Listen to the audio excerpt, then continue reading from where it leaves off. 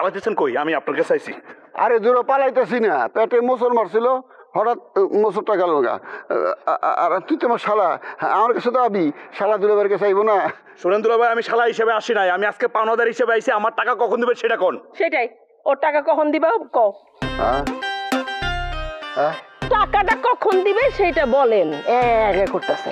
আমি কই আছি? আমি কি থানায় পুলিশের রিমান্ডে? দুলা ভাই, এইসব ভংসং কথাবার্তা বাদ দেন। ভংসং বাদ দিয়া আসল কথায় আসেন। আমি কোনো বং ধরতেছি না। আমার মনে হইতেছে আমি থানায় আছি, দুইজন পুলিশ আমারে রিমান্ডে নিছে, তারা আমারে প্রশ্ন করতেছে। ফাইজলামি কথা বাদ দেন, আমরা পুলিশ না। আপনি কখনো টাকাটা ফেরত দিবেন সেটা কন। আবার কয় আচ্ছা, আমি এত টাকা কোত্থেকে দেব? 1 লাখ টাকা আমি কোত্থেকে দেব? থাকি ঘর জামাই, আমার কোনো বাড়ি ঘর জমি জমা কিছুই নাই, কেমনে দিব 1 লাখ টাকা? বুঝো না, এই যে চাপাচাপি করতেছো অযথা। সেটা তো আমি জানি না দুলা ভাই। আপনি আমার কাছ থেকে টাকা নিছেন, টাকা দিবেন, এত হিসাব নিকাশ আমার সামনে দেখায়েন না। এই হুদা ধমক দিবি না তো, বেয়াদবি করবি না। আমি টাকা ধার নিছি, ব্যবসা করছি, ধরা খাইছি, শেষ। আর টাকার ভাগ তো 3টা, আমার 1 ভাগ, তোর 1 ভাগ, জামশেদের 1 ভাগ। টাকা দেওয়ানোর কথা 3 জনের, তুই আমারও চাপাচাপি করতেছিস কে? আর একটা মানুষ যদি লস খায়, কি ইচ্ছা করে লস খায়? হ্যাঁ, এটা অন্যায় না? ঠিক আছে, আপনি না সামনে আছেন, কিন্তু জামশেদরে আমি কই পাবো? জামশেদরে তো আপনার বাড়ি থেকে বের করে দিছে। আরে বাইর করুম না তো কি করুম? নিজে চলতে পারি না, সেই 2 জনটা কেমনে পালুম? তাহলে আমার কাছ থেকে জোর করে টাকাটা নিচ্ছিলেন কেন? হ্যাঁ, আমি কি দিতে চাইছিলাম? ব্যবসা করবেন, ঠিক আছে, ভালো কথা। তা আবার 2 নম্বরই ব্যবসা। এখন আপনার লাগে আমি নিজে বেকার, শ্বশুর বাড়িতে মুখ দেখাইতে পারতেছি না, ঘরও শান্তি পাইতেছি না। দুলা ভাই, এত কিছু বলে লাভ নাই, ভালোই ভালোই বলতেছি, টাকাটা কখন দেবেন সেটা কোন? মাসুদ ভাই আমার, তুই মাথাটা গরম করিস না। তোর দুলাভাই যদি টাকা তোরে দিতে না পারে, আমি তোর টাকার ব্যবস্থা করবো, ঠিক আছে? আমি তোরে টাকাটা দিয়ে দিব। তোমা বউ, তোমার কাছে টাকা আছে? তাহলে আগে কোন কে? আমি তো টাকার টেনশনে মরে যেতেছি, আমার দিনে ঘুম নাই, রাতে ঘুম নাই, খাওন দাওন বন্ধ। টাকা তোমার কাছে আছে, তুমি দিয়ে দিবা, এটা কইলেই তো না আগে। আমার কাছে টাকা আছে, এই কথা আমি কইছি?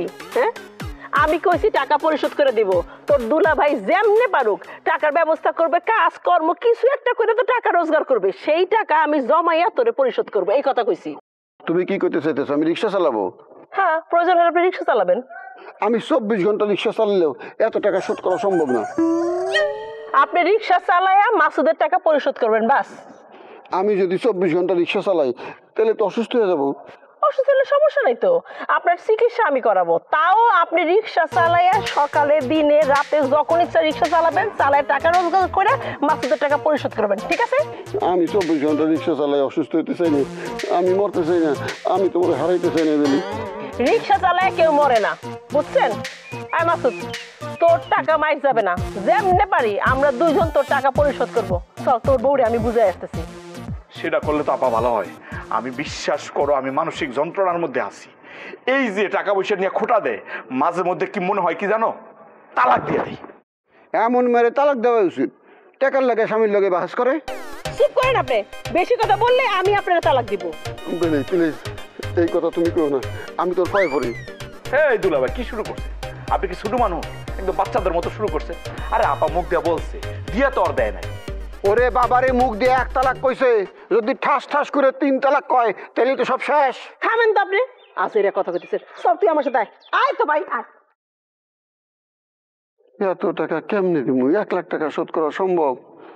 এক কাম করি, 1000 খানেক টাকা নিয়ে শালার পায়ে পড়ি, মাপ চাই, এছাড়া উপায় নাই। 1000 টাকাই কই পাবো? শ্বশুরের কাছে নেওয়া ছাড়া কোনো উপায় নেই।